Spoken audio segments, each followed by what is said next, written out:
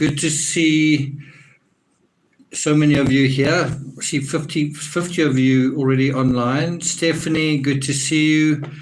A lot of members here as well. Yvonne, Karina, Nisi, Terry Dean, and then also, Trisha's here, Pauline Buckles, Trisha, Zircon, it's always good to see you. Patty Ward, good to see you.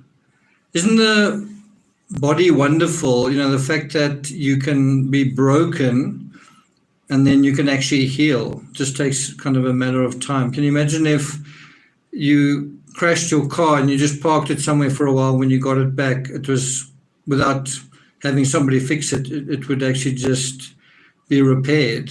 Imagine that. And it's not only the body that heals, the mind, I think, can heal as well if you give it enough time. So this is effectively part 2 to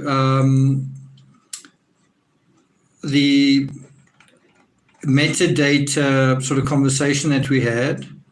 And we're going to be talking about, it's quite difficult to tell you this without giving away the punchline to the question that I actually want to ask you guys. What do you guys think? And it's a what question, it's not a who question, right? What do you think the motive was if Suzanne Morphew was murdered? What do you think the motive was?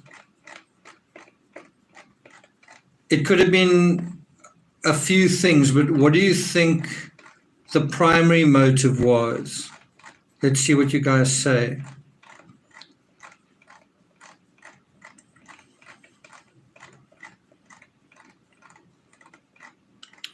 Again, I'm not asking the question who committed the crime. I'm asking, what do you think the motive was?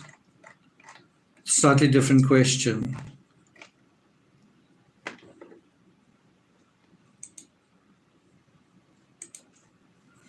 So Git says money, Zircon says ego healing, Kim says money as well, Two Dogs says anger, Stephanie also says money, Yvonne says moolah, Pauline says fear and money, Karina says injured pride, manhood. We're really just looking for one motive here. I'm not saying is only one motive, but I am asking what do you think is the primary motive here? Yvonne Phillips says jealousy. Jean Karras, good to see you.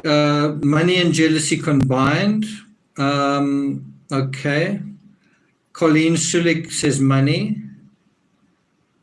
Sarah Glenn says something about money.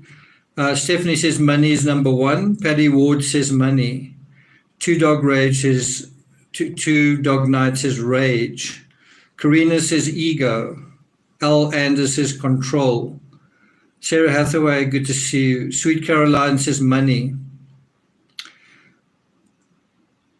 This is only my opinion, right? It's just only my opinion. But in my opinion, the primary motive is money. So you could say that control is a factor, but of course, if you've got money, you've got control. You could say jealousy is a factor, but if you in terms of a third party or whatever. But if you look at what seems to take place after Suzanne disappears, you can kind of see what is actually going on. Timmy, you're right. You can actually see what seems to be going on in a sort of a primary way, right? When you ask what is the motive and someone says rage or jealousy, that is more a triggering factor. I wouldn't really call rage or anger a motive. I'm not saying it's irrelevant. I'm just saying a motive tends to be a broader theme of things. So it might be sexual access to somebody else, or it might be financial, but it tends to be a much bigger, broader theme. The thing that is triggering that and sort of stimulating that process may be a whole range of emotions, but emotions lie on a much lower sort of end of the scale, right? Although emotions can activate you, your driving forces tend to be your motivators, which can sometimes be quite strong. And if you're not sure about all of this, if you think it's conjecture or you think it's just my opinion or whatever, think about your own life. Think about when you wake up in the morning. To what extent do emotions drive you? And you might say, I'm very emotional. Emotions can drive you moment to moment, but they don't tend to last very long. Motivations tend to be driven by much deeper, I don't even call them impulses, much deeper drivers, right?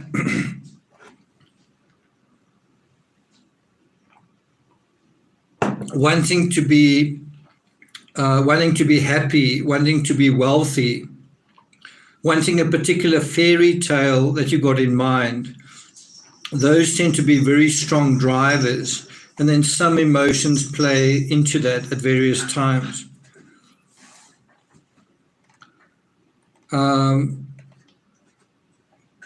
Tapo EMT, good to see you. Stephanie. Tricia says superficial pride. Definitely a factor, I think. So I'm not quite sure why the background seems so out of sync. The animals are running around. Okay, Timmy's definitely grown up. I took him for a walk today, and there are plovers that dive bomb people and animals when you get too close to their nests. A lot of their nests are on the ground. And when Timmy was a puppy and when he was a little bit younger, he would actually run to me when he was being dive bombed, kind of understandably. Today he got dive bombed again. I also got dive bombed by these plovers just defending their nests, and they sort of make a tweet, tweet, tweet, tweet sound as they advancing on you. It almost sounds like a missile lock. And instead of running to me, Timmy was sort of running towards them and sort of chasing them. So he's obviously gained confidence and gained a sense of, guys, settle down. The cat's actually chasing the dog, believe it or not. So anyway, Nisi says Timmy's tough. Okay, so when we deal with the affidavit now, we're actually going to be dealing with the bank accounts, and there are quite a few bank accounts. We're going to start off at just dealing with the Broomfield surveillance video. I think it is on page 41. Although I have cut some of it off. I was actually out for a while, so the animals were obviously playing while I was out, and the playing is continuing. It's quite nice that if I'm not here, they can kind of entertain one another. So if you go to the link I provided, I've highlighted elements from the affidavit, and you can follow some of those highlights. Okay, so we continue the narrative of the affidavit. It deals with video footage collected by the Colorado Bureau of Investigation from the Holiday Inn Express at 11401 via Vara, Broomfield, Colorado for May 10, 2020. Then there's a timeline referring to Brian arriving at the Holiday Inn at 8:14 a.m. Now, I asked you a question earlier on, and now just something else just to bear in mind, and you can kind of get this from the cover image, but also from some of the other CCTV footage of the Holiday Inn, is you have a situation where Suzanne Morphew has recently disappeared, never to be seen again. Now you see CCTV footage of Barry Morphew walking around with a file under his arm, and there's papers in that file. If you're the defense, you could probably argue that all those papers are to do with the job that he's going to be doing there. In other words, it's work-related documentation, or it's documentation related to the wall or whatever job that he was doing in Broomfield. If you're the defense, you could argue that. If you're the prosecution, you might say, or you might speculate that documentation may have a lot to do with things like bank accounts, insurance contracts, all sorts of documentation dealing with money, transactions, investments, and all that kind of thing, right? And so if you, the prosecution, you might say, a few hours after the incident, what is Barry doing? What is going through these particular documents? In the Chris Watts case, hours after getting rid of his family, he was doing financial damage control, whatever you want to call it. He called the school to unenroll. He called the realtor. I think he also called his bank on one or two occasions.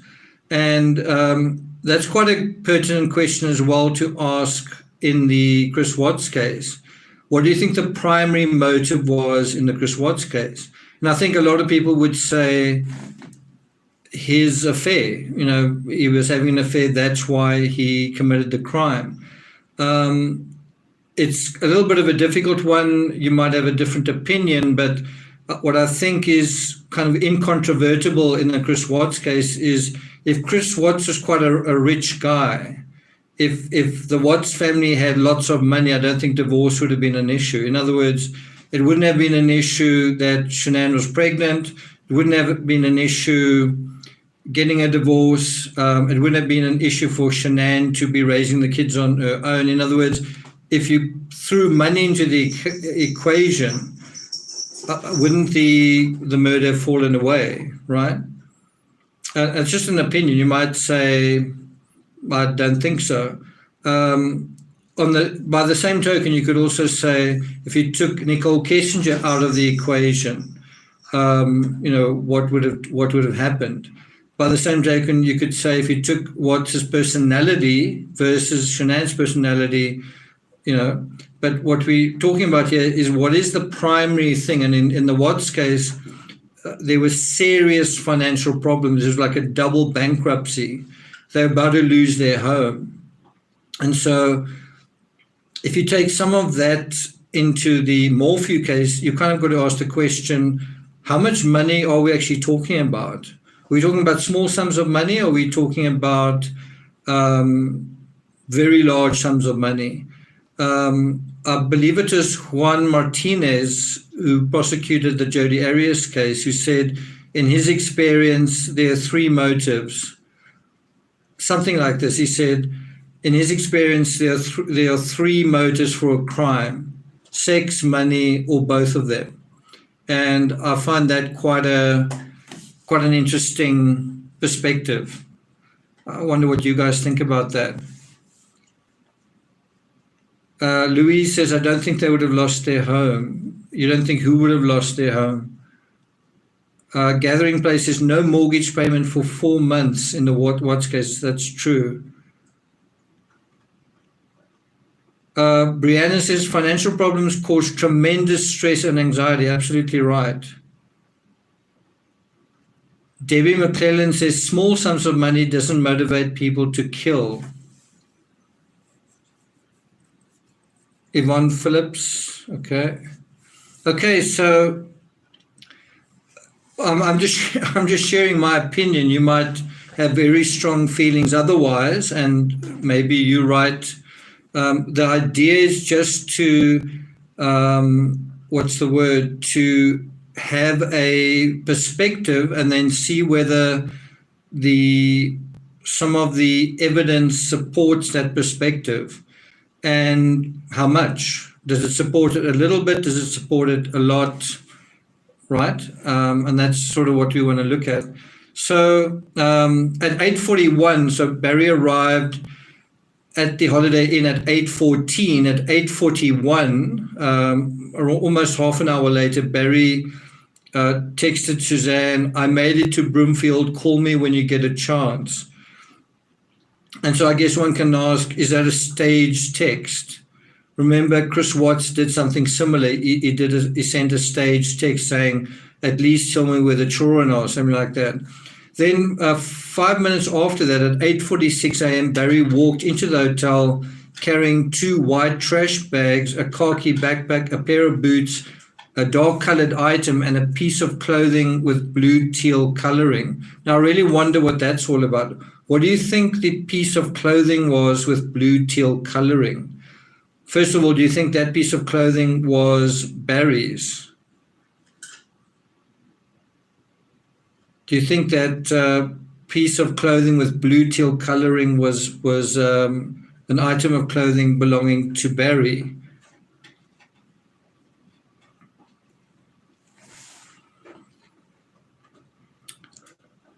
Someone says, Thought Criminal says bike shorts. If it is bike shorts, why do you think he's got bike shorts with him?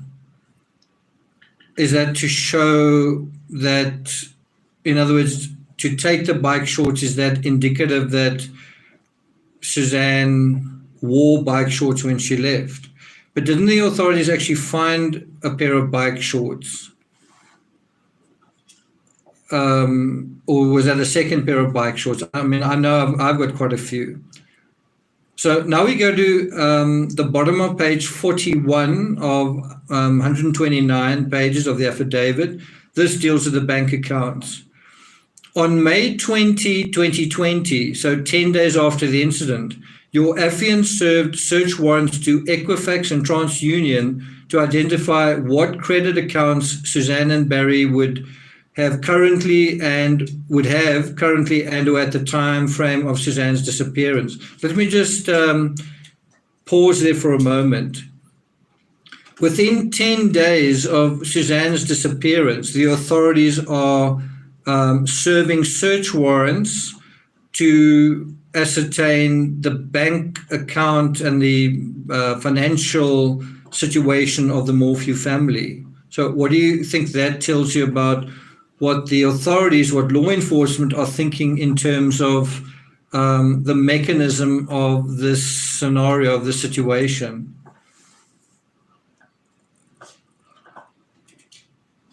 Jean says, he said she had a jacket that color. Do you mean a bicycle jacket? I think he said that she wore matching clothes, and a lot of, especially female cyclists, male cyclists as well, tend to sort of match their outfits. Thought Criminal says, following the money, looking for motive. Production Profile says, joined late, sorry. Well, good to have you here. I always think it is absolutely essential when you're dealing with a missing person or a intimate partner type scenario, you really do want to try and get access to the financial statements. I've seen a lot of very compelling evidence in almost every single high-profile case I've covered. I can't actually think of one where it's not been the case. Where the financial sort of gyrations and the financial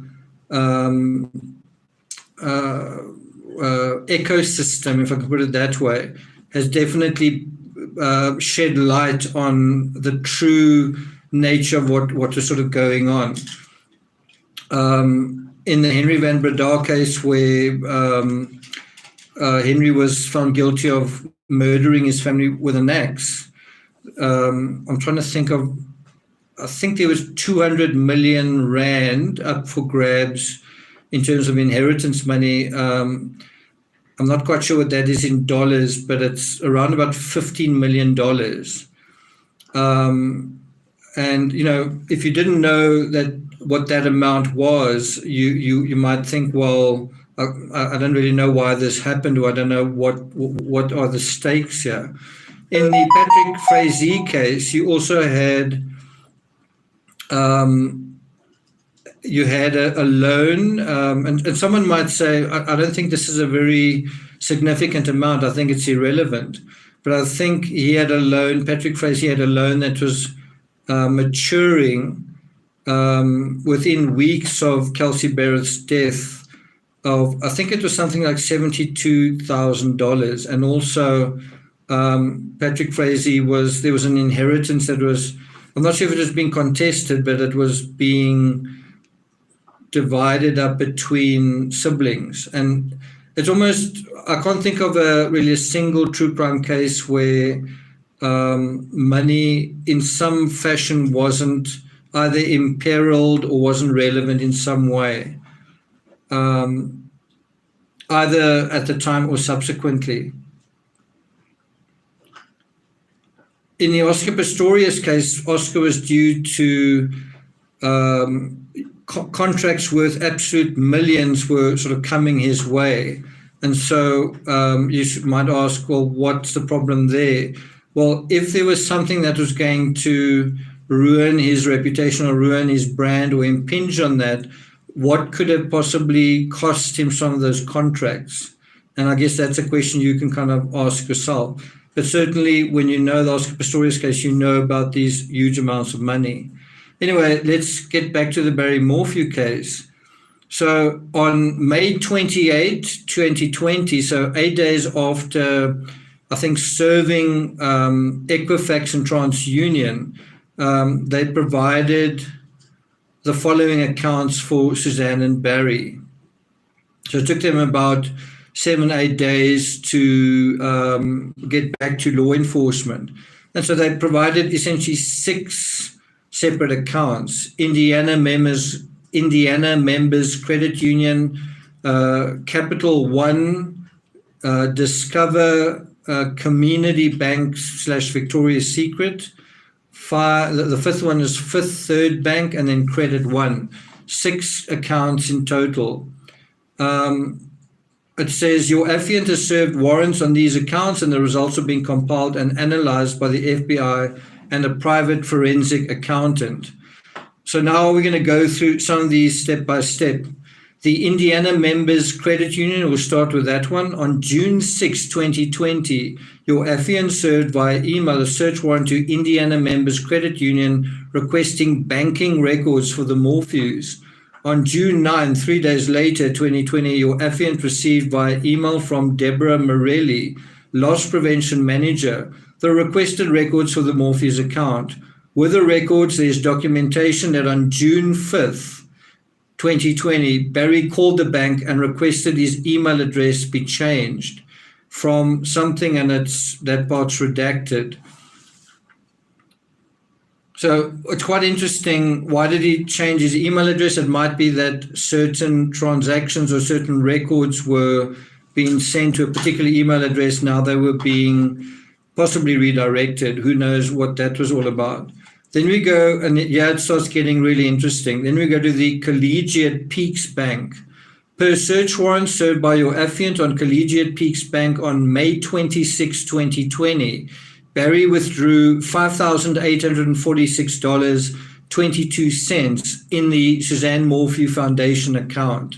So within 16 days of Suzanne's disappearance, Barry withdrew money from what appeared to be Suzanne Morphew's,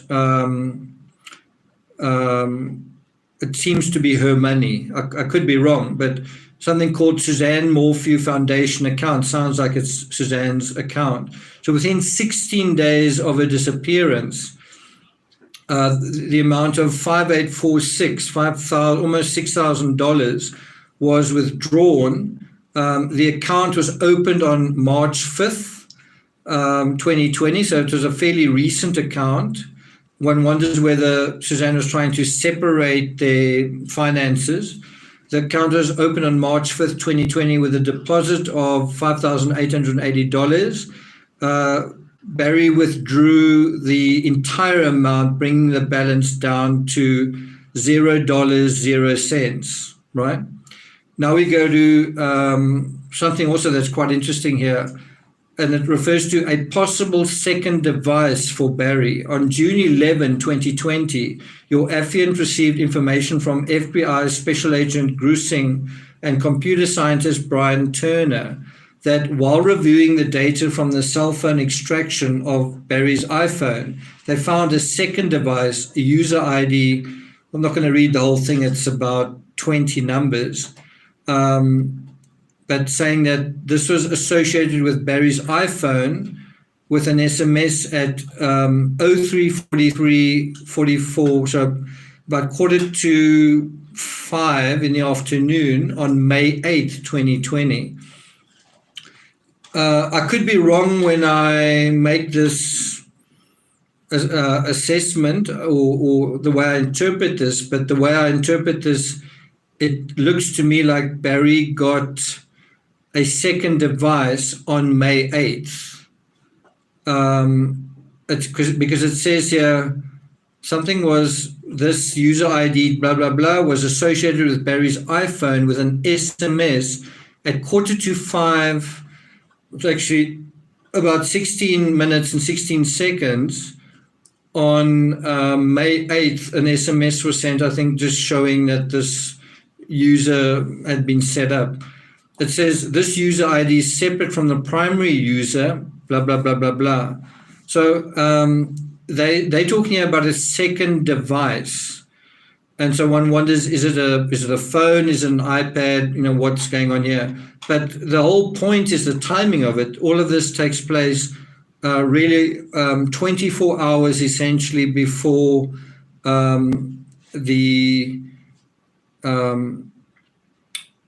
let's just say the ballpark estimated time that Suzanne died or was killed or disappeared. It also says this second, this second device was first used. Don't quite understand this. First, they say that there was an SMS on May 8th. Then they say the second device was first used on November 30th, 2019, and was associated with Barry's iPhone 91 times since then, compared to 1,701 associations with the primary user ID since November 2019. So I guess what they're trying to emphasize there was that the second device was used infrequently, but it seems like he had it prior to May 8th. I just don't quite understand what this user ID SMS on May 8th was. I don't know whether that possibly had something to do with resetting a Facebook access. I don't know if it's associated with that, but for some reason they are highlighting this in the affidavit. This particular SMS confirmation message at 03:43:44 p.m. on Mountain Standard Time on May 8th. So as I say, as you go down a little bit further down the affidavit, they say it was first used November 30th. It had 91, it was used 91 times since November 30th, compared to 1,701 associations with the primary user ID. So obviously he was using one phone a heck of a lot, and then he had another device. One wonders whether Suzanne or his daughters knew about it. Dates: this device was associated with Barry's iPhone since May 5, 2020. So I'm just going to read through these. They provide a kind of a short list. These are the dates this second device was associated with Barry's iPhone since May 5th, 2020. So the 5th of May at 12:48 and 34, the 10th of May at 47 minutes past 8 in the morning, the 10th of May at 11:50 and 52 seconds, the 11th of May at 6 minutes to 8 in the morning, the 11th of May at almost 8:15 in the morning, the 11th of May at about 5:45 in the afternoon, and the 12th of May at 2 minutes to 6 in the evening. So for a device that he wasn't really using quite a lot, he did seem to use it a lot on the 10th and the 11th in particular, and the 12th. And what adds a sort of an element of intrigue is they say here, as of this present date, this second device has not been identified. So it seems like law enforcement are aware of a second digital device. It seems like they don't know whether it was a phone. They don't know whether it was an iPad. They don't actually know what exactly this device was, which is quite interesting. So in other words, they've got a digital trail, but they don't know actually what it is.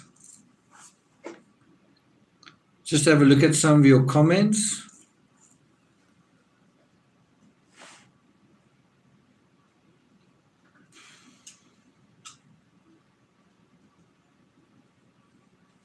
Teresa says, I wonder if it was an iPad. But you can, of course, do, one purpose for having a second device might be that you do all of your, let's say, secret activity on it. So if you've got a secret girlfriend, then you use your phone for that. If you've got banking that you don't want maybe someone to be aware of, you do it on that, something like that. Sometimes just generally people, I'm talking about innocent people, may just generally separate some of their devices as this one is for normal casual interactions, and then this is my business phone. So I only give this number out to sort of business contacts or, that kind of thing. And so your business phone, maybe you turn off when it's not business hours. So, you can have a situation like that. But a situation like that can also sometimes lend itself to a second device like that taking upon a life of its own. Stephanie says, I think the phone password reset on May 8th for Suzanne's phone might have been her resetting her password, noticing her accounts had suspicious activity. Yeah.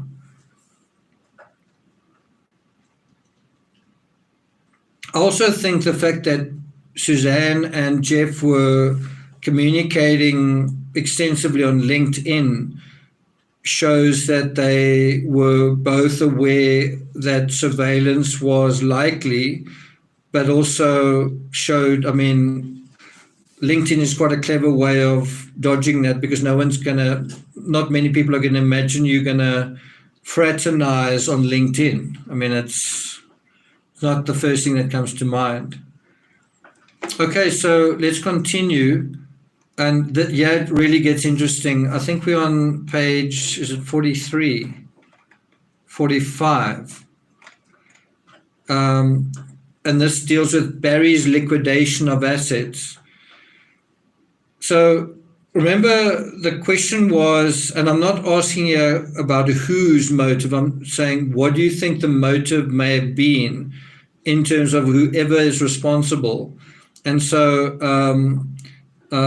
if you look at some of the aftermath to Suzanne's disappearance, it says here, within a month of Suzanne's disappearance, the assets were liquidated. That's within a month, not like after a month. It's less than a month after she disappeared. Her assets between herself and Barry were being liquidated.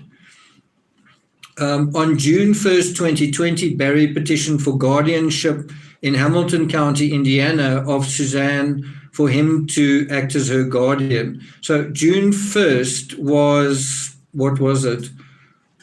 20 odd days, so around about 3 weeks, 3 weeks since Suzanne disappeared.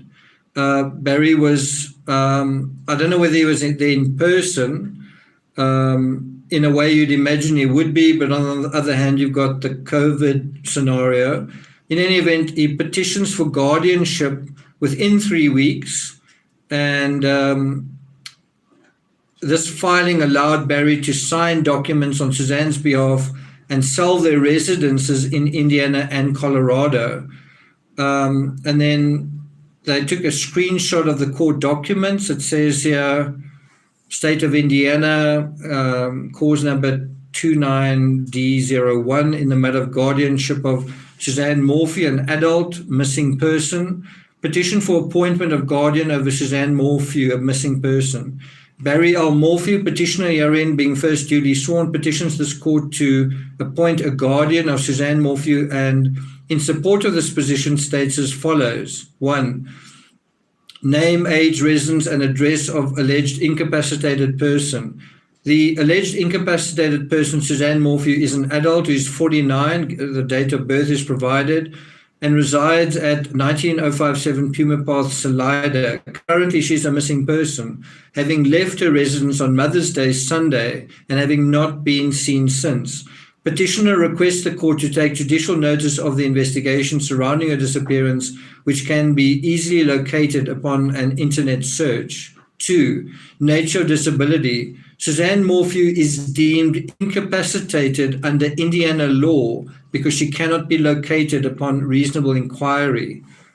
So what I find quite kind of crazy about this is, I don't know whether this is the same in other states, but apparently if someone goes missing and you are domiciled, I guess, in Indiana, or you've got assets in Indiana, well, then somebody else can regard you as incapacitated and then sort of take over your finances.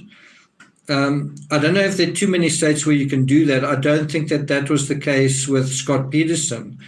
Scott Peterson, I don't think, was able to just sell their home.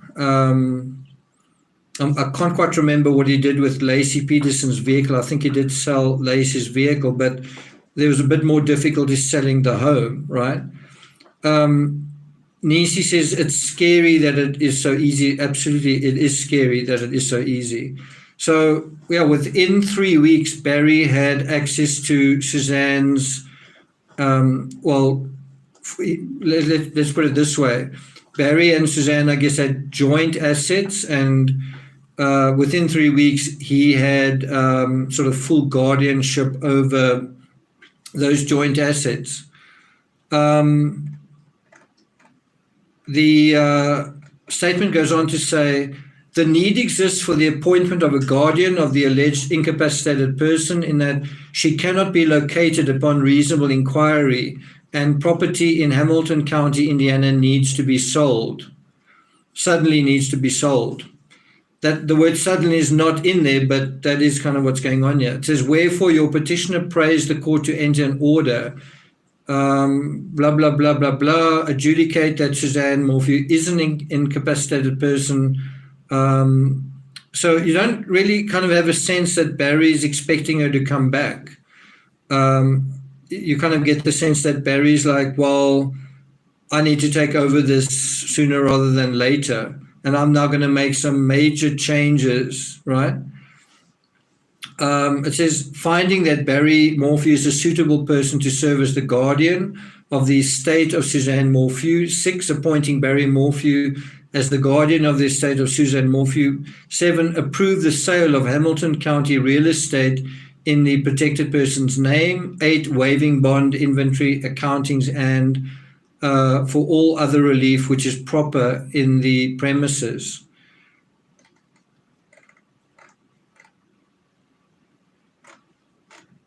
And so sort of that's really that.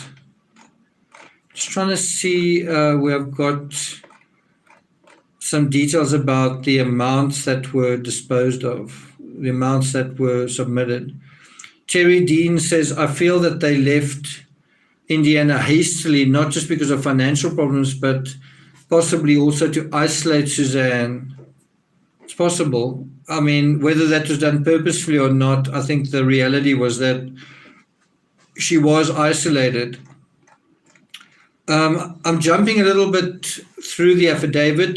This refers to June 6, 2020. Barry closed on the 26, how do I read this out? 26040 Cal Carson Road, Arcadia, Indiana property with a closing price of $750,000. So that's pretty quick. You know, if you're trying to sell a property, your wife disappears, and almost within a month, basically, yes, less than a month later, June 6, 2020, the Arcadia property is already sold for $750,000. It's pretty fast moving. Thanks a lot for that, Two Dog Night. Thanks a lot. It goes on to say, your affiant served Bank of the West a search warrant for accounts associated to Barry and Suzanne Morphew for an account of redacted and Barry Morphew redacted. There's a deposit dated February 24. So obviously when Suzanne was still alive. There's a deposit dated February 24, 2020 for $40,000 from Monex. Then there's a footnote here, footnote 53. As I remember, footnote 53 refers to something Monex related that Suzanne made a note of that she was upset about. I don't know if you guys remember that. Let's just quickly read this statement from Terry Dean. Terry Dean's been a member for 3 months. She says, got to get to work, but enjoyed getting here an hour early and chatting with you wonderful people. Thanks for checking in, Terry. Thanks a lot for that. Okay, so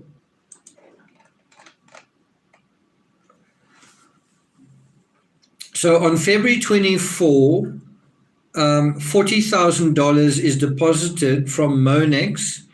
And then on June 19, so less than 2 weeks after the property was closed in Arcadia, Indiana, there's a check written to Barry Morphew. The sign appears to be redacted in the amount of $30,000. So it seems like whatever $40,000 was paid to somebody, $30,000 seems to have come back from that source, if I'm reading this correctly. On July 1st, 2020, Ken Townsend told your affiant that on June 25th, 2020, Barry paid $160,000 for the Lot 8 property at Longhorn Ranch in Salida. Barry sold back to Townsend on February 17, 2021 for $150,000, so he lost $10,000 on his own sort of deal. But what you're seeing here are major transactions taking place in a very short timeline subsequent to Suzanne's disappearance. It's almost like Suzanne disappears, and you could be forgiven for asking, when are you having time to search for this person or to go to the police and find out what's happening when you're so busy, when it appears that there's a lot of activity involved in certain business dealings? And I suppose the defense could argue, you know, there may have been a lot of imminent business transactions that were set up or that were poised or that were, you know, facing, execution anyway. In other words, this predated Suzanne's disappearance. I suppose you could have that argument, or that could be the situation. If that's not the situation, the prosecution could potentially argue, why was it necessary to act so quickly to sell a house and to do this and to do that? Why was it necessary to suddenly have these huge amounts of money? Like what was the point of it, right? And then there's also probably probably the two most important transactions are, this one's not that important. On July 13, 2020, Barry initiated a title change for Suzanne's Range Rover, selling it to Troy and Elizabeth Riley of Deputy, Indiana on July 16, 2020. So within a very short time, it also gotten rid of Suzanne's vehicle. And then on March 3rd, 2021, I don't know if you guys remember, Chris Watts was also Googling an Audi of some sort, very close to the time that that incident occurred in the Chris Watts case. As far as I remember, in the Oscar Pistorius case, the story was that Oscar and Reva were actually also both sort of car shopping on the day that, or hours before Reva actually died. So, if you're going to look at bank accounts, the laundry, things like that, you probably also want to look at are cars bought or sold, and also check the contents of cars. Cars are often used as tools in crimes today. Anyway, here's the most important one, I think. On March 3rd, 2021, the Recorder's Office in Salida informed your affiant that they'd just received a special warranty deed that 19057 Puma Path had sold to Mountain Renewal for $1.625 million, right? So I know there were people who said that, how can I put it, that Suzanne's inheritance money, which was, I think it came to about $500,000, and Barry's money was sort of separate, meaning Barry didn't need Suzanne's money, or Barry didn't take Suzanne's money, or Barry didn't have any need for it, or something like that. And that's one argument. I think the counter, not necessarily the counter argument, but to put everything in perspective, I think you've got to remember that I think a lot of Suzanne's money went into the purchase of that Puma Path home, and that ultimately Barry recouped the entire sum. So I don't know what the amount was that Suzanne put into it, but ultimately Barry walked away from that property with $1.625 million. Quite a lot of money. So if you start adding the sums, you got $1.625 million for the Puma Path home.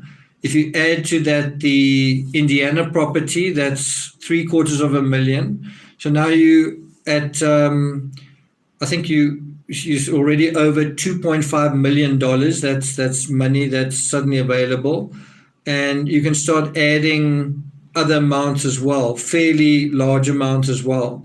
And remember, there was also was it $70,000 that is also unaccounted for in terms of the safe. I think Barry said, I think Suzanne took the $70,000 in the safe. Well, either Suzanne took it or somebody else took it. If you add that, it's also a significant amount of money. So again, if you ask the question, what do you think the motive was in the scenario? Do you think the fear, some people mentioned fear, some people mentioned jealousy, some people mentioned control. Do you think the fear was that someone's cheating on me? Do you think the fear was I don't have control of this person? Or do you think the motive was, well, there's this big pot of gold and I could either have it or I could lose it. I don't want to lose it, I want to have it, kind of thing. In the Chris Watts case, he was working very hard and he wanted to continue his affair. And so it was kind of a scenario, and the house was in his name. As far as I understand the documents I looked through, 2825 Saratoga Trail was in his name. So it was like, do I want to keep this entire house and I can have it, or do I want to sort of allow myself to lose half of it? and so on and so on and so on. So that's sort of part of the thing we want to talk about. The other thing that I think is just worth considering is, let's say, we're not going to talk about debt, and we're not going to go through the finer details of the financial statements, but let's just assume, for the sake of argument, that Barry Morphew, at the end of many of these transactions, had, let's say, just for the sake of argument, and to keep things simple, let's say he had $2.5 million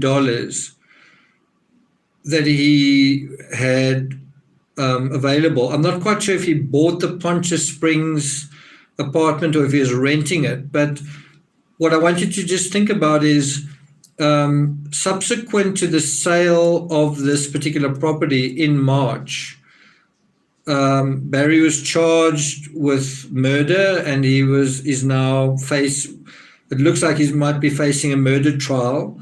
And he then hired two really expensive, very elite defense attorneys. And so I don't know what the answer is to the question, but the question is, Timmy, do you want to come up here? Timmy, come. The question is,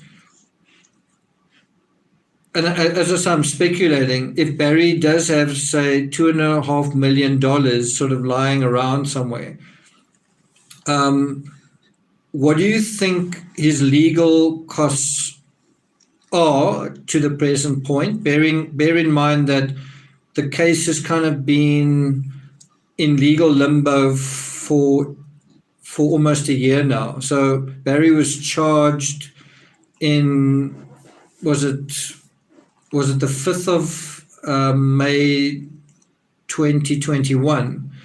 We're approaching April 2022. The case hasn't even gone to trial, and Barry's attorneys have been actively working for him. So I wonder what his legal bill is after 1 year, and the case hasn't even gone to trial.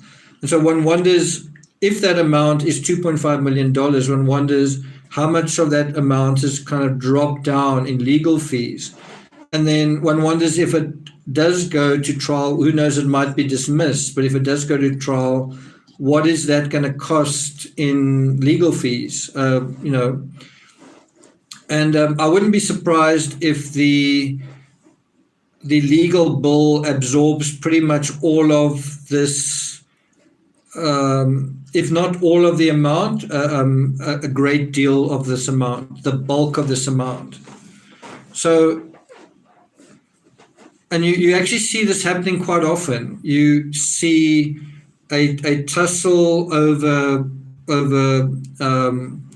barrels of gold or cauldrons of gold, and then sometimes a crime takes place, and then all of that gold goes to a lawyer, and then maybe someone's found guilty, maybe they're found innocent, but the lawyers basically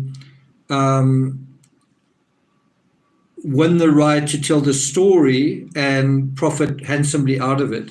And then that is known as justice. That's justice in our world today, right?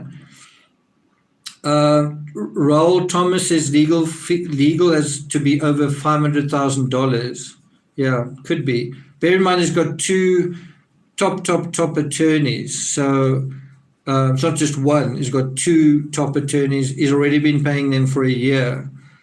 You've also got similar questions like that around the Chad Daybell case. What is paying for that particular case? What is being liquidated in order to pay for quite an expensive attorney, right?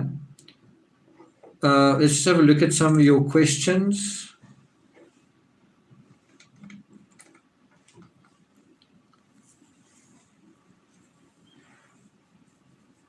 Tricia says, if lawyers see money to spend, they will get.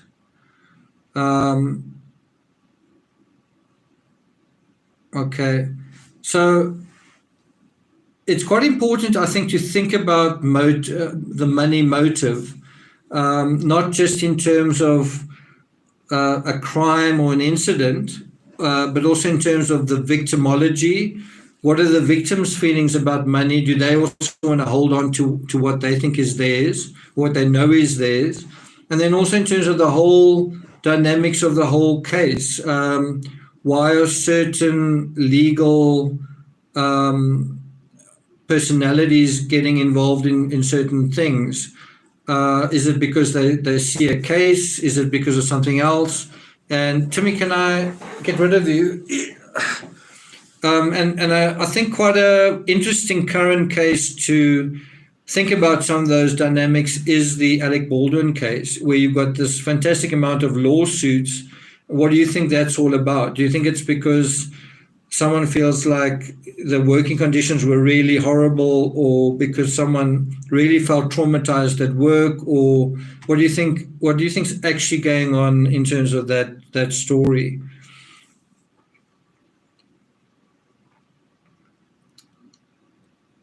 Zenaida says John Pryor, Chad's lawyer, got the deed to his house worth $175,000. Yeah, so if you compare that to this, this case is in a way worth 10 times more in a sense. I'm quite surprised the Morphew case isn't a lot more high profile. Not quite sure why it's not on the same par as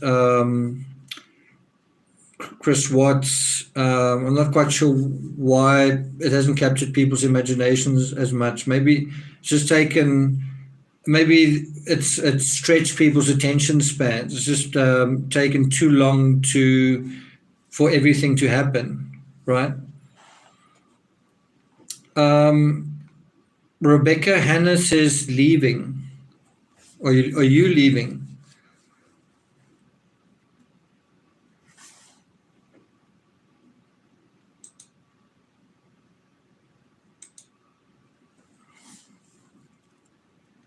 Teresa says, I think it'll be high profile once the trial starts. So there are a couple of other things I just want to go through quickly. This isn't going to be a very long live. I'm actually almost done. I just want to take you through two other aspects of the metadata. The one is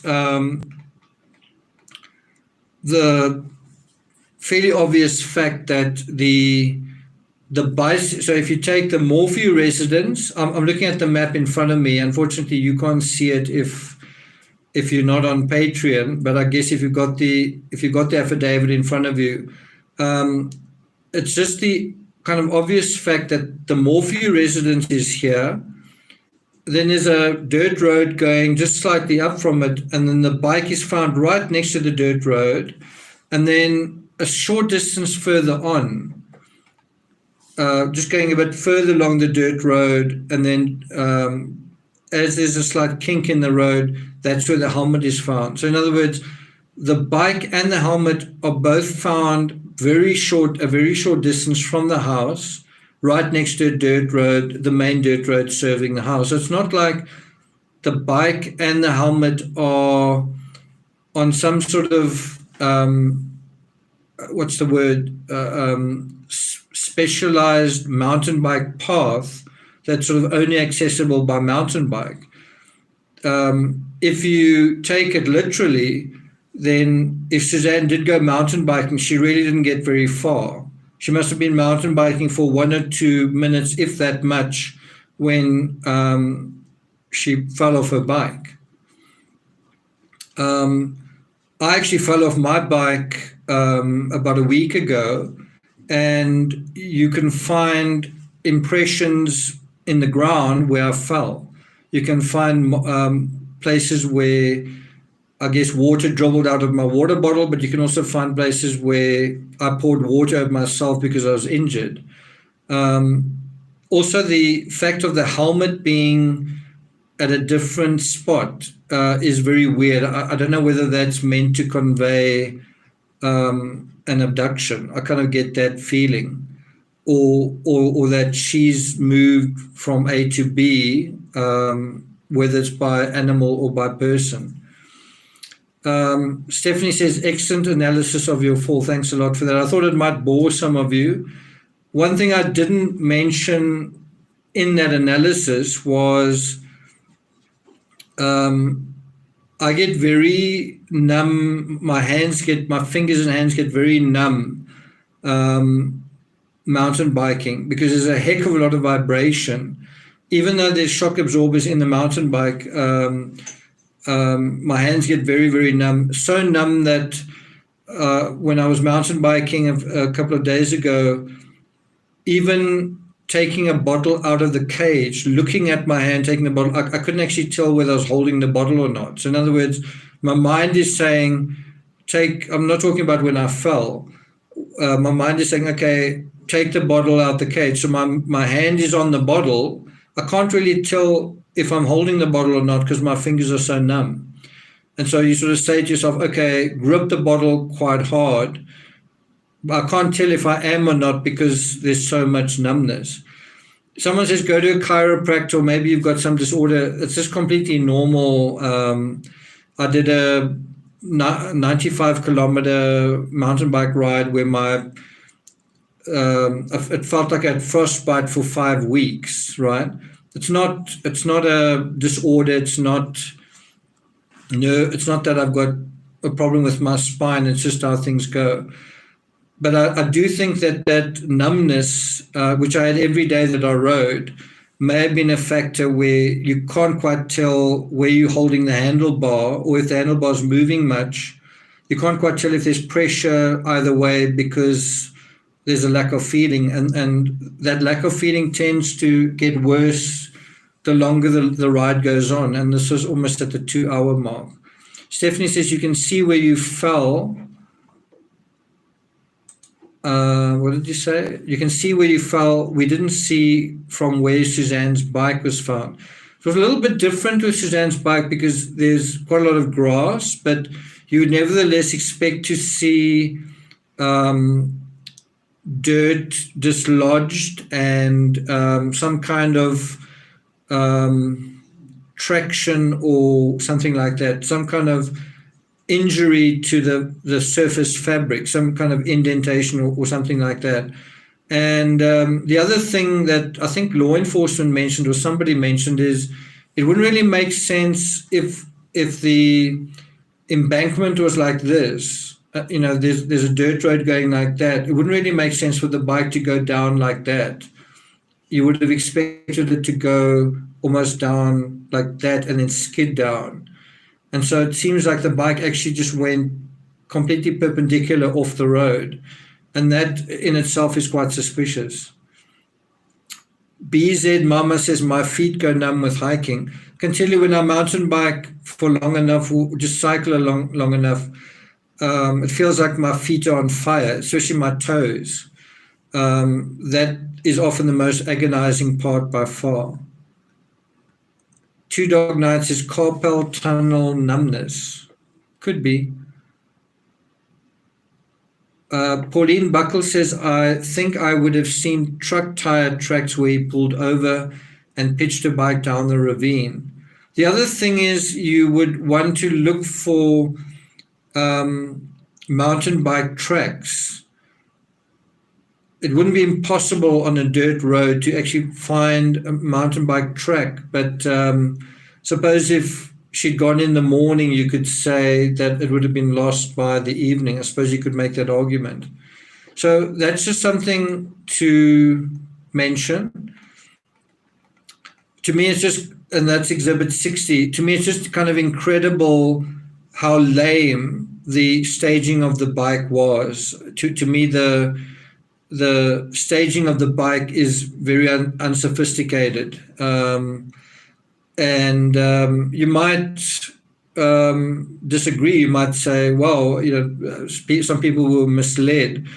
But in the John Benet Ramsey case, I also think the ransom note's extremely lame, and yet even today, there are people, serious people, who seriously think that John Benet Ramsey ransom note is real and thus the intruder is real. I'm talking about serious, respected journalists will basically tell you, well, the intruder theory is real and somebody wrote the ransom note. And the ransom note's not staged, it's actually real. So you can actually have people who, I don't know whether they're shills or whether they truly believe what they believe, but in terms of a legal narrative that is actually successfully defended or successfully supported, no matter how ridiculous it is, does end up standing on its own 2 feet. So you never know, you might actually have a defense that says Suzanne wasn't a very good mountain biker, she blah, blah, blah, whatever the story is. And you know, if you tell a compelling enough story, well, there you go. So now I want to just deal with the last part of the metadata, the CBI laboratory results. And then I think I'm basically done with the metadata. And then I'd actually like to hear from you guys, those of you who know the affidavit, what part of the affidavit you'd like me to do next. I can do the evidence exhibits, or I can do some of the latest defense motions, or we can do something else. So in terms of the CBI laboratory results, on June 3rd, 2020, the CBI laboratory, that's Colorado Bureau of Investigation Laboratory, the CBI lab, provided the results of DNA analysis for the Chaffee County Sheriff's Office case 2000911. 65 evidence items to include DNA buccal swabs from the Morphew family members, Andrew Moorman, redacted, and others were listed. So before we go any further, let me ask you guys a question. Patricia Burns says the defense motions, please. So I'll look into that. I've already looked at 2 of them. Let me ask you guys a question. Do you think this is a DNA case? That's the question. And it's got a yes or no answer. Do you think the Barry Morphew case is a DNA case?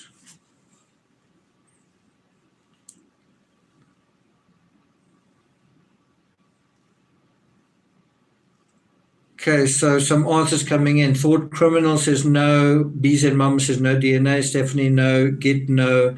Sharon, no. Margaret Zabinski, no. No. Teresa says yes. Bia M says yes. Robbie Robbins says no. Al Anders, no. Sagiti Nona says no. Sleuth and Sandal says yes. Davin Nelson says nope. Rebecca Haley says no. Two Dog Knight says no. Teresa says focusing on the lack of DNA is important. Good point. Patricia says it's almost fully circumstantial. Maureen Kelly says no. Yvonne Phillips also says no. Okay, so at this point we've covered, I don't know, is it 60% of the affidavit? Is it 70% of the affidavit? But we've covered a substantial amount of the affidavit, right? At this point, we haven't really spoken at all about DNA, right? So do you think this case is going to sort of turn on DNA evidence? Do you think it's going to be like, well, they found DNA on that door handle, so Barry Morphew is innocent, or they found DNA on that chair, so Barry Morphew's guilty? Do you think it's going to turn? Do you think this whole case is going to turn on a sort of single DNA bingo or a single DNA thing, right? Sunflower says it's got to be a DNA case, Suzanne, if Suzanne is not found. BZ Mama says it's all about DNA. It's been all about DNA. Okay. Sleuth and Sandal says the glove box, ... Pauline Buckle says the defense will say someone else's DNA was in her car, the glove box. That's true. BM says possible. Thought Criminal says undeniable culmination of facts and circumstances. Teresa says, no, it won't turn on a single DNA. It's the nuance of it all. Kit says no. So somebody says, what do you think? So I wouldn't be surprised if the defense present this as a DNA case, and also that the defense say that the DNA suggests that there's some unknown person or persons who has some kind of criminal record or something, who there's DNA or fingerprints or something inside Suzanne's vehicle, and that's sort of their case. In other words, that's it. So in other words, this entire case is a DNA case. And how do we know? Well, we've got this DNA of that individual and that individual and that one, and one or some or all of these individuals have got a criminal record or have got something dodgy about them. And so in other words, the case being the entire Suzanne Morphew case is a DNA case, and we've got the DNA, and it's quite easily done. The DNA points to these individuals, and so it could be this one, or it could be that one, or it could be that one, but it's a stranger who came up to the house, and there's evidence of the stranger because you can see the DNA on the glove box of the of the glove of the inside of the vehicle, right? Nisi says hard because DNA found is normal for a married couple. So kind of a good example is also, is the Chris Watts a DNA case? Like, did they say, well, they found DNA here, that means X, Y, or Z? Stephanie says on page 2 of the affidavit, it says on May 8th, Suzanne saved in the notes section of her phone, Barry accused her of having a boyfriend on May 6th. Good point. So that's quite a good point. Thanks for raising that, Stephanie. So think about the DNA in this sense. If you were Barry's legal counsel, would you want the jury to hear about all of the statements he's made? Would you want them to know about the context of the bank statements? Would you want them to know about his affair, her affair, all of that kind of stuff? You know, would you want, if you were Barry's lawyers, would you want to sort of say, okay, here's the affidavit, prosecutors, do your thing, we're going to step by step kind of go through it, and we're going to discount each sort of thing? Would you want that, right? Or would you prefer that it's a much simpler case and all we're going to really talk about is somebody did come and take Suzanne, and they staged the bicycle, and Barry was out of town. Barry went to work, and that's all that really matters. Barry's got an alibi, and we've got the DNA, and it's as simple as that, right? So in a sense, the defense could present a very, very simple case. And a simple case is quite tempting to, to accept, because it's kind of easier. You don't have to sit through all of the details and subtleties and whatever of the complicated case, right? So in other words, the DNA case is like, oh, we've got the guy's DNA, it's a DNA case closed, this is it. and there's your answer, right?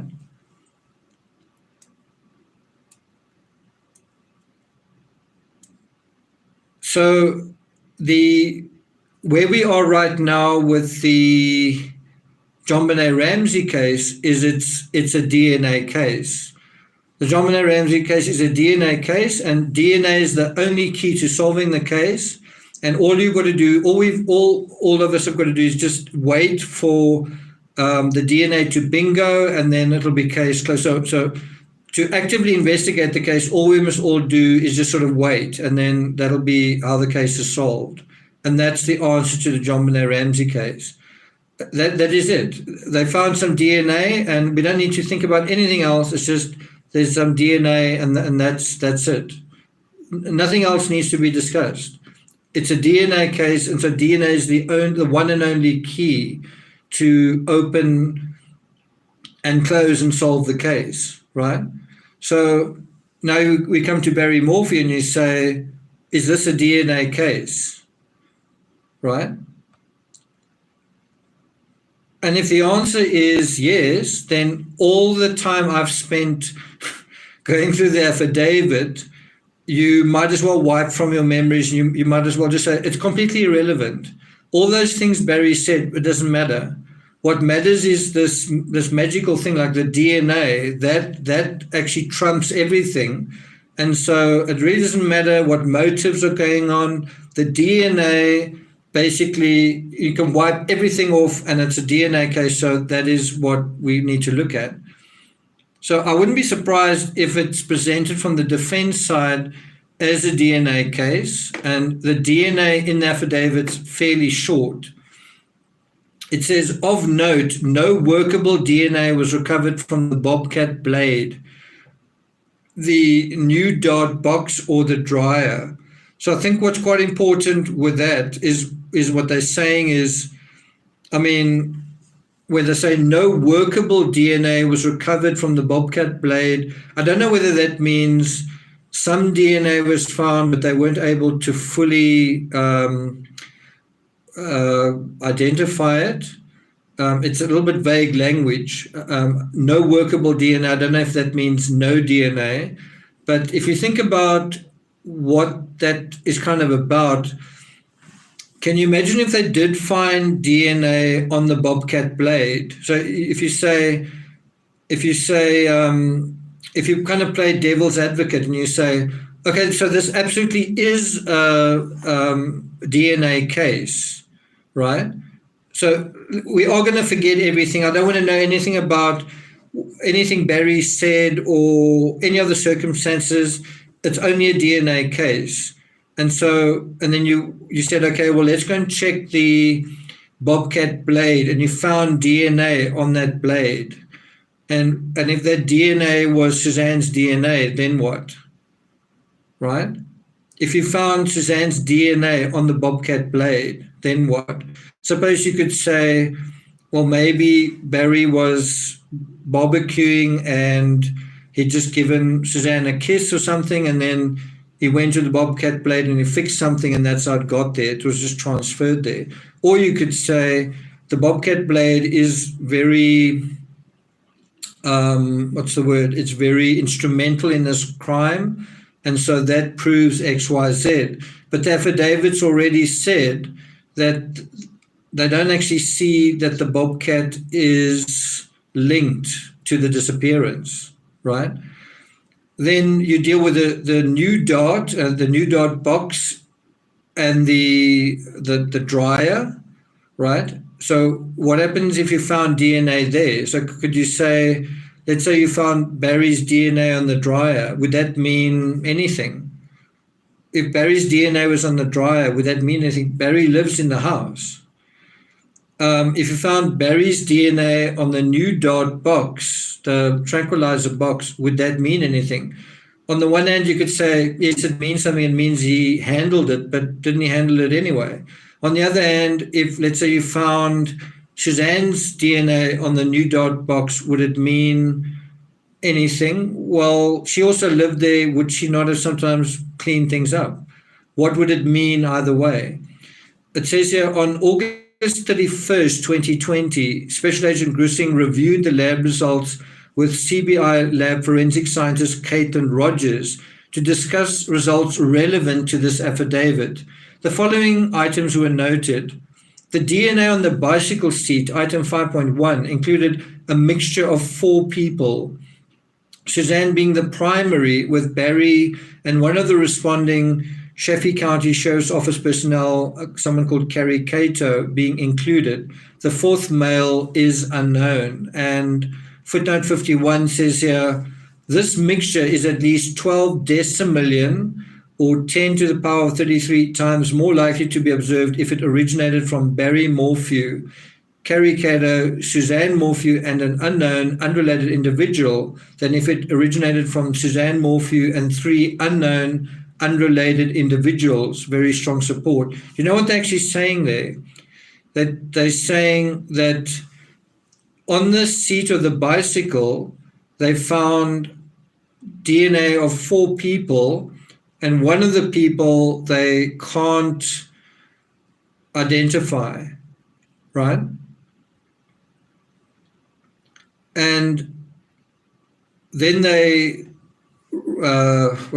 they explain that point, they expand on that point by saying that this mixture of Barry's DNA, Suzanne's DNA, and the sergeant's DNA, and one unknown person, one unrelated individual, it's 12 decillion times more likely than it coming from Suzanne Morphew and 3 unknowns. What they're actually trying to say there is that in kind of obvious English, is they're trying to say it's very likely that the DNA on Suzanne's bicycle seat belonged to 3 identifiable individuals and 1 unknown individual, and it's very unlikely that it belonged to Suzanne and 3 unknown individuals. Now, the reason why they're bringing that up is because there's this idea of 3 unknown individuals, I think DNA on Suzanne's glove box. And so you have this kind of one area, I could be wrong, maybe there are other areas, but as far as I know, there's this one area where they found other DNA.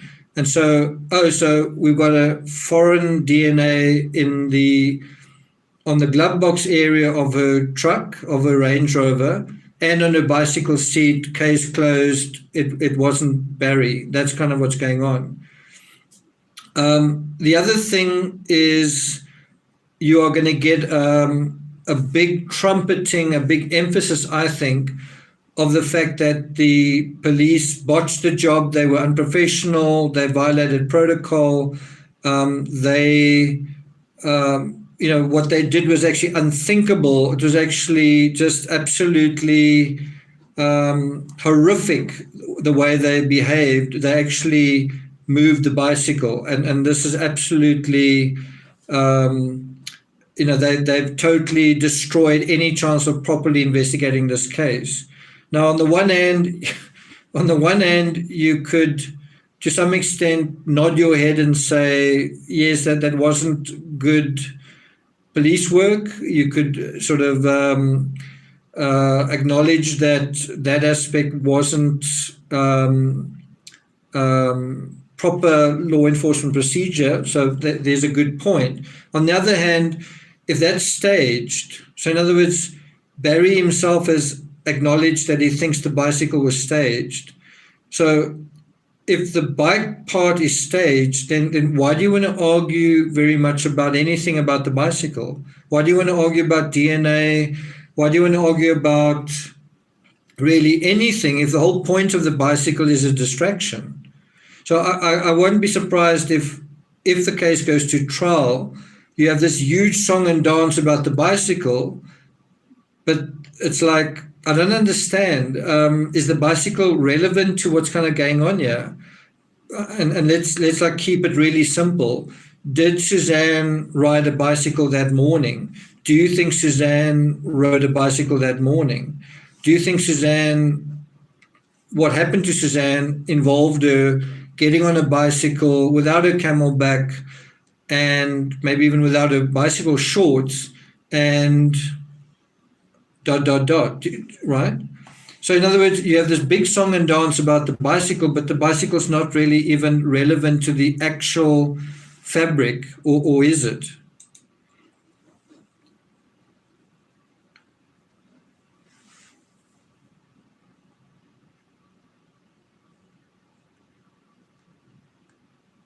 Patricia says she never rode that bike to the deposition site. Sarah Glenn says, I think it's relevant in the prosecution's case. Stephanie says, same with her car. Her car isn't part of her missing, right? So all I'm saying is you're going to have kind of a different focus, I think, from the legal counsels. One legal counsel is going to say, hey, everybody, let's all look at that. And like this is a DNA case, and we must focus on the bicycle. That is the thing that is standing out here. And we know about the DNA, and that's going to kind of be the focus. And the other counsel's not kind of going to take it in a different direction. The trouble is with a situation like this is the jury sitting in the middle, and the longer you take to tell your story, the more the jury may just kind of lose interest. They're like, I'm not quite sure what point you're trying to make here. It might be true what you're saying, but the jury might be like, that version was short and simpler, and I understand it, so I believe it. That version was really, really long and quite complicated, and I sort of tuned out at a certain point. So because I'm uncertain, because it took so long and I couldn't really concentrate, I don't know if I really believe it. Can you see that's kind of a dilemma? In other words, you can tell a simple story that could be true, or a simple story that's very oversimplified and let's leave it at that, very oversimplified, and you can have the jury going, oh, I can see how that could be the case. And you can have the other story where the prosecution want to touch on all the evidence, but it's so much, or it's so, because it's not extremely strong, they've got to go through all of this evidence, but then you actually lose the jury because they get bored, or because there's not like fireworks going on. Whereas the DNA feels like fireworks. The DNA is like, we found DNA and this links to that and blah, blah, blah, blah, blah. Fireworks, fireworks, fireworks. Okay, well, that's interesting. Prosecution, what's your case? Oh, well, he was barbecuing and he parked his car over there. So what? Can you see how it can be quite difficult? Can you see how it can be quite problematic? So it's, in a way, if it does go to trial, it can be a battle of narrators who can tell the best story, both stories anchored in evidence, one more solidly perhaps than the other, right? What is the last thing that they say here? The DNA on the bicycle brakes and handlebars, item 7.1, include a mixture of 4 people. So they even found DNA on the bicycle brakes and handlebars. And so they found DNA on the bicycle seat, including 4 people, and DNA on the bicycle brakes and handlebars, also 4 people. On the bicycle brakes and handlebars, Suzanne's DNA, Deputy Brown, I think this is a different officer, Deputy Himshoot, and Barry was excluded. So yeah, you've got, I guess, 3 people and an unknown person, and then Barry's actually excluded there. Barry's actually excluded also with the bicycle grips. So Barry's DNA is found on the bicycle seat, on the bicycle grips. So I guess that's where you hold onto the bike. That's different to the brakes and handlebars. It says it included a DNA mixture of 4 people. Suzanne and Sergeant Molyneux being primary contributors, Barry was excluded. So Barry is excluded in two of those sort of tests, the bicycle grips, the bicycle brakes, but not the bicycle seat. The front driver door, item 25.1 of the 2015 white Land Rover license plate CSU 581 was tested, and the DNA was consistent with samples from Barry and Suzanne. It says blah, blah, blah, and blah, blah, blah were excluded. I think that refers to their daughters. I'm not sure what footnote 52 refers to. If you've got it there, Stephanie, just maybe type it out in the comments. A plastic hypodermic cover, item 41, collected from the dryer, was tested by CBI for DNA.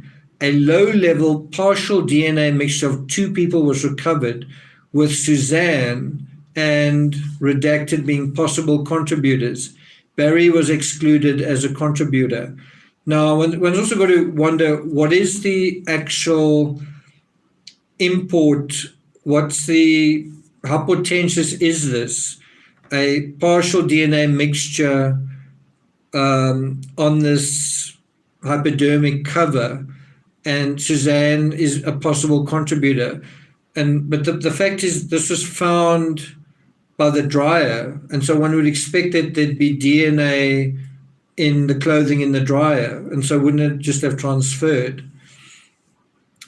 But Barry is excluded as a contributor, so every time Barry is excluded as a contributor in terms of DNA, that's good for his defense.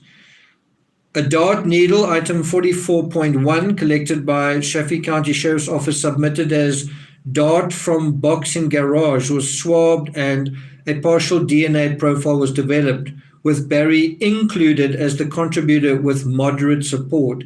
So here's a link to Barry and moderate support. So, in a way you say, well, alarm going off or red flag going up, and the prosecution may say, there we've got him, Barry's DNA on the dart. And then you'd say, well, yeah, but Barry said he used the tranquilizer gun anyway at the end of April.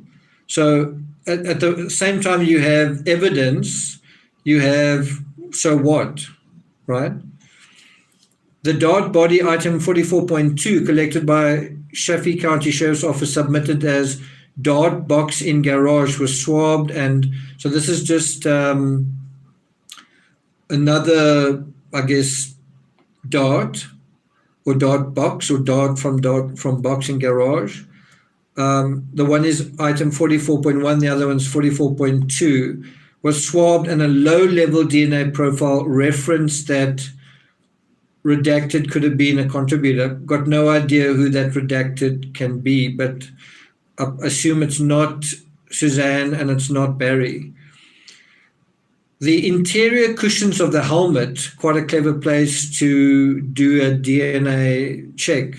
The interior cushions of the helmet, item 49.2, were tested for DNA and a partial profile was developed. The mixture was more likely to involve Barry and Suzanne than coming from anyone else by a factor of 6.2 times. I think that is fairly compelling evidence. You would expect Suzanne's DNA to be on the inside of Suzanne's helmet, but you wouldn't really expect Barry's DNA. And I'm not saying it is Barry's DNA, they're just saying there's a certain likelihood that it might be his DNA. I'm just saying if it is Barry's DNA or this particular argument is somewhat compelling, because certainly in my experience, people don't tend to handle your bicycle helmet. I've got a bicycle helmet. No one really tends to handle it, certainly in my experience. It's just one of those things that you tend to handle yourself. Yeah. So certainly, and especially the inside of the bicycle helmet as well. Okay, so that is my story. That is really the end of the walk through in terms of the metadata. Let's have a look at what you guys say.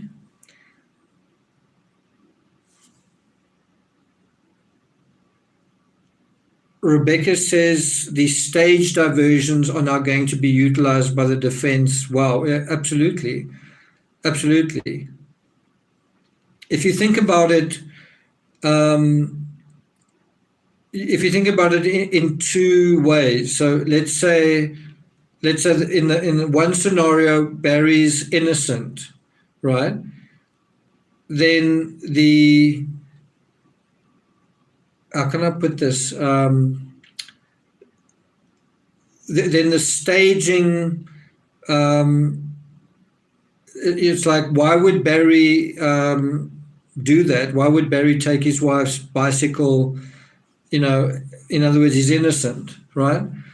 If Barry's guilty, the staging takes you away from the actual circumstances of the case. And wasn't that the point of whoever committed the crime?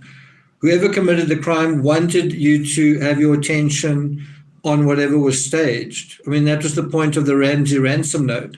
So as long as you're talking about the Ramsey ransom note, the more it suits whoever wrote it, because you're not dealing with what you should be dealing with, right? What I've found in true crime is you should pay attention to the diversion. So in other words, give the stage thing your attention, and in terms of saying why it feels staged, why it looks staged, why it's not authentic. So that's the extent of attention you pay to it. And then from there you say, what is this thing that is taking my attention that way? What is it actually pointing away from? So in other words, I'm looking at that, right? And this is the thing, and so you give your reasons why it's not credible, not authentic, why it doesn't really make sense. You don't spend a lot of time on it, but you spend enough time saying, this doesn't really make any sense. So in other words, you make your case that it's staged, if it's staged. Then the next step is you say, what is this designed to do? What is this designed to draw my attention away from, right? And I would suggest, for example, in the John Benet Ramsey case, that the ransom note is designed to draw your attention away from the house. In other words, I'm not going to pay attention to the people in the house. I'm not going to pay attention to the rooms in the house. I'm not going to pay attention to all the little things that are going on in the house. I'm going to pay attention to the ransom note. That's the point of the ransom note. The ransom note is basically saying, look outside, look somewhere else, go somewhere else. Someone from somewhere else came here, go somewhere else, right? The bicycle, in this case, is kind of doing the same thing. It's saying, don't go to the house, don't look in the house, don't think about the house, don't think about the garden, go out into the wilderness, go out into the woods. It's saying, look that way, don't look that way, right? What did Nisi say? Robbie Robbins says, I have to sleep now, I'm afraid. Thank you all and good night. Robbie, I hope you have a good sleep. Pauline says, same could be the case with the Morphew case, that something happened away from the house. So anyway, I hope I've prepped you guys for what to possibly expect. As I say, we don't even know if this case is going to trial. We'll see if it does. Well, I thought I would be done before an hour and a half. I see we're already at an hour and 39 minutes. So I'm pretty much going to wrap up now. Let's just look at some more of your comments. Teresa says, I think going through the exhibits next will be more revealing. I will sort of have a look at look at the exhibits and also look at the defense motions. But it might be a couple of days before I continue with this analysis. To be honest, I'd like to be dealing with trial-related coverage in April. So when, I don't know if there are going to be more motions, more appearances in court, whatever. I don't know whether family members are going to be doing interviews in the lead up to things going on. But it would be nice to, for me, to move beyond the affidavit. But if there's anything you guys want me to focus on that I haven't, let me know. Polka Dot Suzanne says, hit the like button. I say I've got 152 likes, there are 182 people in chat. Come on, guys. Sarah Glenn says, when is the judge supposed to rule on the defense motion to dismiss? I don't actually know, but I presume it's quite soon. It's a good question. I presume it's quite soon.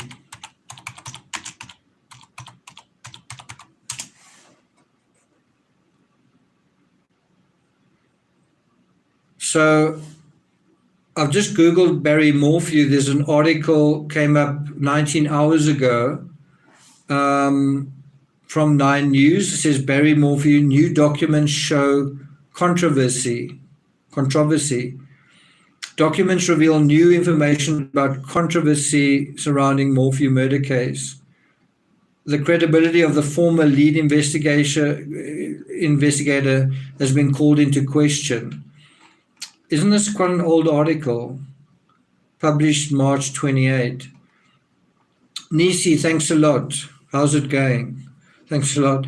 I don't know if you guys noticed, in terms of the affidavit, did you ever see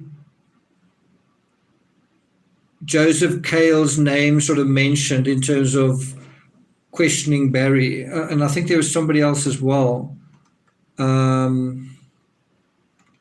me just read what it says here. Yeah, so it's Agent Joseph Cale. So he used to be one of those leading the investigation, but we always spoke about Special Agent Grussing and Special Agent Harris. So you can actually see that Cahill it feels like Cahill has been deliberately excised from the affidavit. But I wouldn't be surprised if Cahill asked a lot of questions and was, obviously quite involved in the investigation, but because there's controversy surrounding him, his involvement's been completely excised out of it. It's quite unfortunate. It was Cahill who said something about the Morphew arrest was the worst decision you can make. To me, that was taken out of context. It's not the worst decision to arrest him. It's the worst decision to arrest him at a particular time, right? Cahill's been transferred to the marijuana department.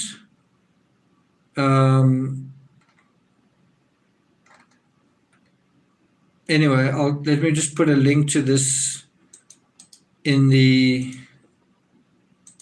comment in the chat. Just the latest article on the Morphew case. Stephanie says, I can't remember what parts we haven't gone over since it was out of order. I have to go back and check parts off. Stephanie, I kind of just, there is definitely one section I definitely got to still deal with in terms of the affidavit.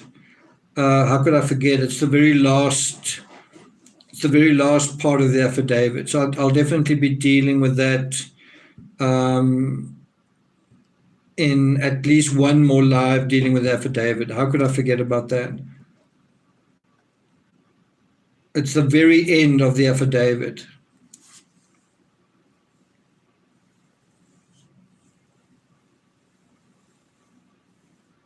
So this is kind of a different subject. What do you guys think of the slap that happened in the during the Oscars? Now, what I find quite interesting is how something that feels very sort of secular and very non-true crimey kind of comes back to true crime. And what I mean is Hollywood, the Academy have now got to decide what their rules are in terms of what happened, and I guess also to some extent come up with a sanction. But a lot of what happened there is now being discussed, I think, within this idea of not the law, but certainly their own rules for themselves. There has also been talk about should Chris Rock have made a complaint? Should he have laid charges? All that kind of thing.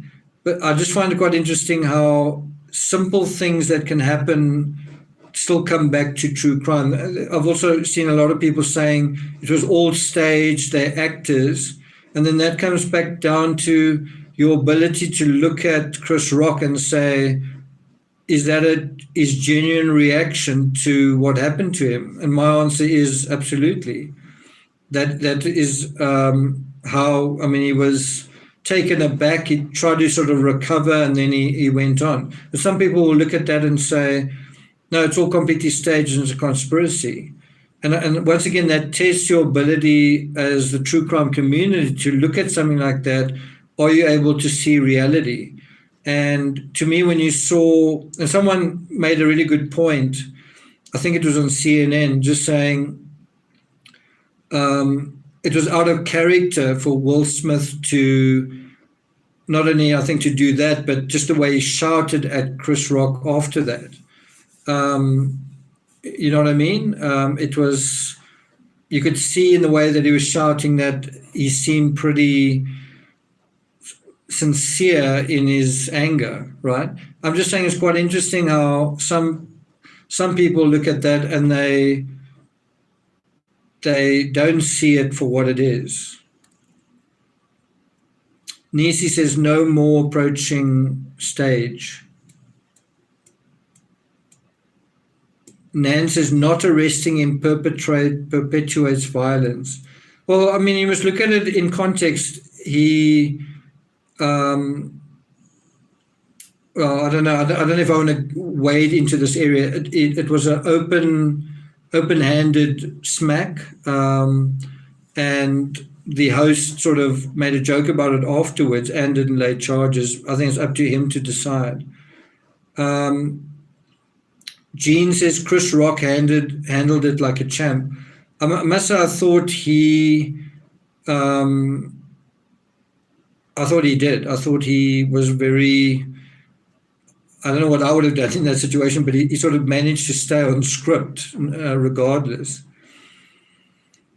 But all I'm trying to say is it's quite interesting how something like that, which seems in its own little universe, you can actually bring into the whole true crime thing, and you can analyze, you know, what was the backstory to Will Smith and Chris Rock's relationship? What was kind of going on? And look at the facial reactions of all the people involved. One thing that you sort of notice is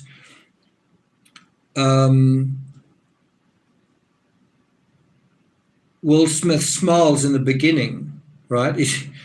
In the beginning of the joke, and then you kind of see Jada's face fall, and then I guess you don't really see it, but I guess Will Smith notices that, and then he, you know, reacts. Patricia says Chris Rock was incredibly magnanimous. The other part that I think is definitely interesting to think about is what are the repercussions going to be for Will Smith? I'm talking about in the court of public opinion. That's another sort of true crime thing, is it's in the same way, like with Alec Baldwin. Whatever the rules that were broken, or whatever sort of, whether you want to say legal or moral or normative behavior, what is the court of public opinion going to decide ultimately? Because it's so ironic. He did that, and then he wins the Oscar for Best Actor. And it's like, what's just happened dwarfs everything. Not only dwarfs him getting that award, but it also dwarfs a lot of the other people. And so one wonders, is this going to be a big thing that's going to haunt him for a long time? Or is it going to be water under the bridge? Is it going to be a big sin that he can't recover from, or is it going to be something that he does recover from? What do you guys think?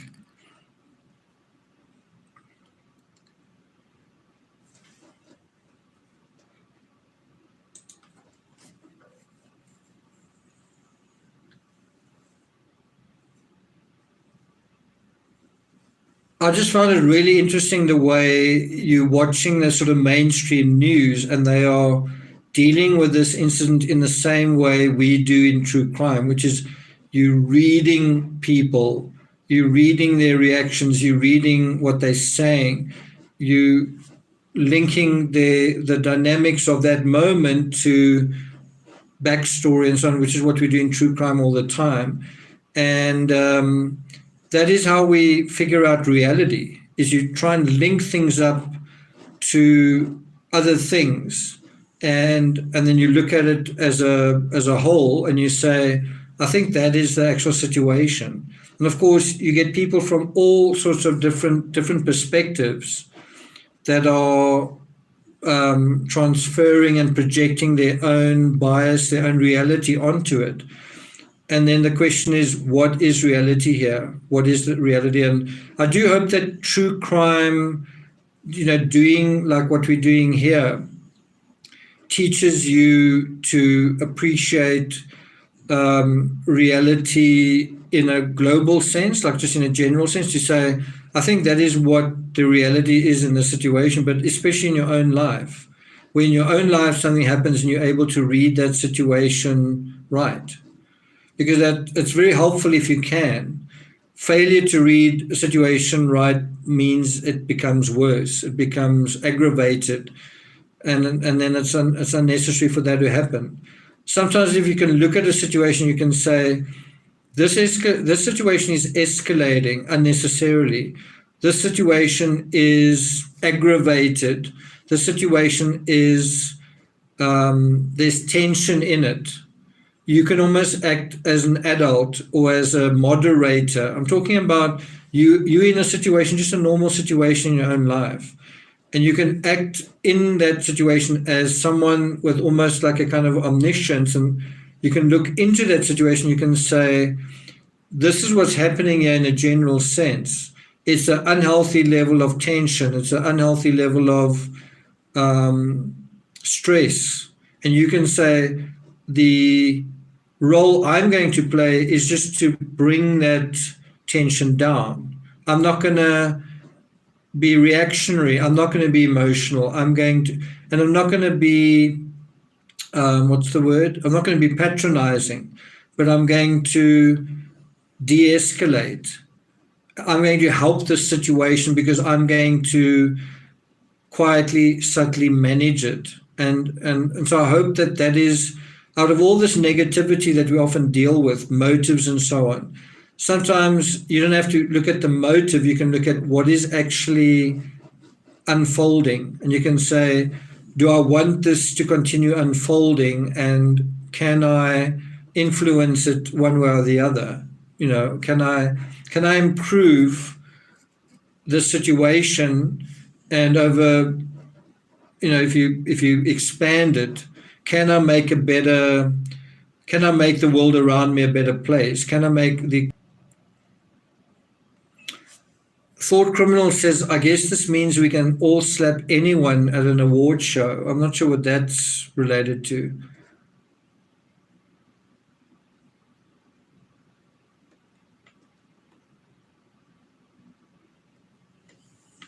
I guess there's some dissent here.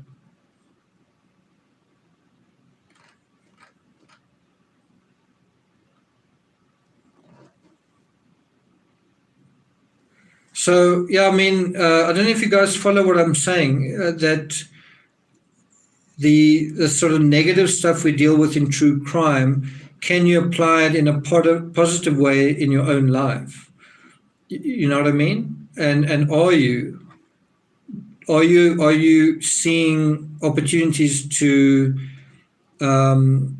use your ability to analyze and perceive things perhaps in a superior way to the way you once could, and have a better outcome? Is that happening? And I think you can look at the same thing with yourself. Are you acting out of character? Are you getting stressed?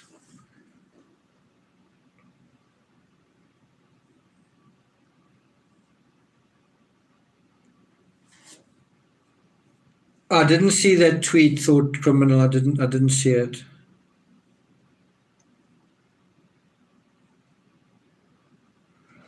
Okay, sure. I didn't think this would. I suppose it is quite a contentious topic. Maureen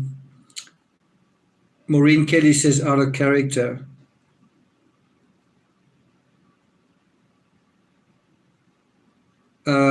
Stephanie says healthy is good. Cherry says, I don't think that was out of character for Will. That's got an interesting comment. Misdemeanor says, I hope your ribs are recovering.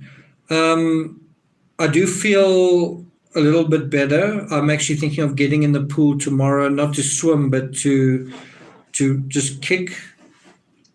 The hardest part about the rib is sleeping. That's definitely the hardest part. The hardest part is definitely lying comfortably, sleeping, because what tends to happen is I'll sleep, then when I want to change positions, that hurts and wakes me up, and then I kind of feel claustrophobic sleeping in the same position, and then I only get a certain amount of sleep, so that's definitely not fun.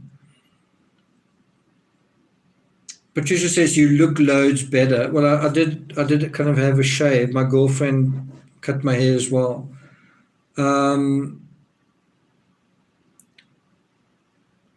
BAM says don't use shoulder. Yeah. I am actually thinking of getting on a exercise bike, stationary bike, because I feel like all the good that I put into my legs is just flying out now. But I'll see what that feels like to move my legs. And the other side of it is also, if I breathe quite hard, it's not necessarily that easy to breathe. I feel there's a bit of pressure on my lungs. I think there's some inflammation. So I don't know if I can necessarily exert myself too hard at this point. Rebecca says he will recover. Pauline says, thank you for all your work and much love to Timmy. Timmy's sitting at my feet. Timmy, do you want to come up here? I know of a way to get Timmy where I am. I've actually got a little piece of meat here that I can offer him. Timmy, yeah. Yeah, boy. Timmy, come. Timmy. Where is he? Thought he was under my chair. Timmy, come.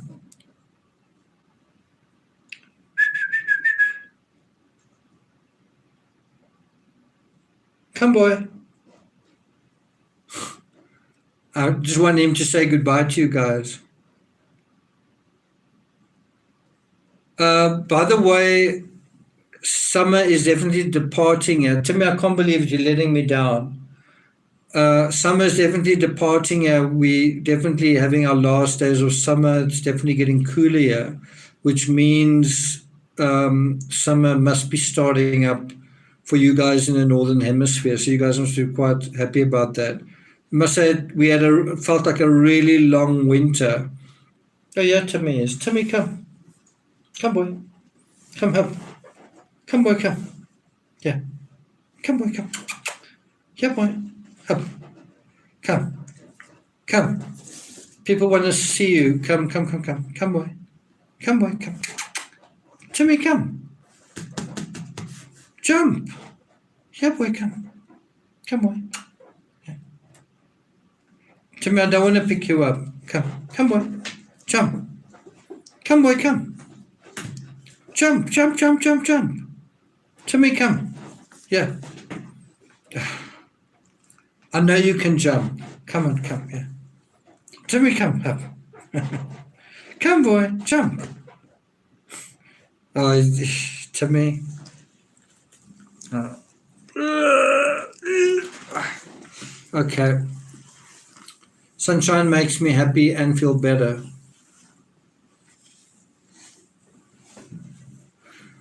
Okay, so that is it. Stephanie, when are we going to do the next Van Gogh? Is it later? Is it later this week? I can't quite remember what we've arranged, but there definitely are a couple more to go, I think. Can you see Timmy? How's that full little face? There's one thing with schnauzers, they apparently, when they're about to eat something, they lick their lips. Is that true of all dogs? Do all dogs do that? You're about to give them something and they kind of go like that, like you've just done. Quite funny. I don't know if I can hold the camera and reach for a treat, but I suppose I can't. Okay. Okay, guys. BAM says, don't use shoulder.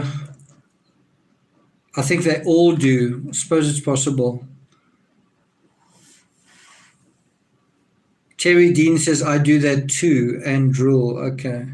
Sharon Butler says, yes, all dogs do that. Thursday. What's today? Thursday, maybe. We'll see. Okay, we'll talk about it Thursday or Friday. Okay, guys, thanks a lot for being here. There's definitely going to be one more live about the affidavit. This one's really important. It's got a twist on the tail. It's a really important conclusion to the affidavit. So I will be dealing with that. And then I still need to get through 2 or 3 lives on Van Gogh. If you haven't watched my video about how I cracked my rib, please check it out. If for no other reason than just to look at the beautiful landscape that we cycled through, it really is quite amazing. I kind of, even though I've just gotten really injured, I sort of am trying to think of some reason to be out there again. I don't know. It's just a way that you definitely feel alive, you know, moving through nature, sweating and struggling, but also just having a sense of life, you know. So I guess I'm already getting over that depression of the injury. Is a stunning landscape. Fatika says, I guess I missed this live show. Oh, well, see you next time. I saw the cracked rib video, pretty scary. Yeah. Thought Criminal says the cracked rib looks worse than I'd imagined. I don't actually think where that circle is, I don't really think that's the cracked rib. Not quite sure what's going on there. It kind of looks like the rib is completely off itself, like completely broken. I'm not quite sure why it's looking like that. I don't know if it's a distortion. But if I go to the doctor again, I will ask him for like a zoomed in thing, you know. I haven't actually used any of the footage of the other riders, so I might do a follow-up if there's interest. Who knows? We'll see. Yeah, BS says looks broken. It does look broken in that image. Definitely does look broken.